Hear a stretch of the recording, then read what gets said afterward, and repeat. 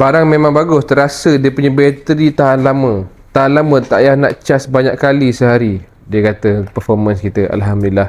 Dia pun bagi gambar sekali kat sini. Kau tengok gambar dekat sini kan. Alhamdulillah, itulah daripada siapa ni.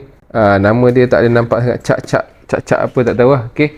Tapi Alhamdulillah dia berpuas hati dengan bateri high capacity kita, yang mana capacity kita lebih tinggi daripada bateri original. Capacity battery has function macam biasa. Untuk iPhone 12 ke atas special, boleh diagnose, boleh hilangkan unverified parts, dia akan naik use.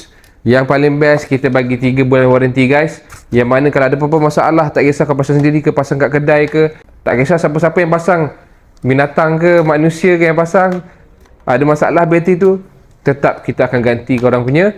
Cumanya korang kena make sure lah, okay, yang masalah tu bukan datang daripada korang, tapi memang masalah tu datang daripada bateri tu sendiri.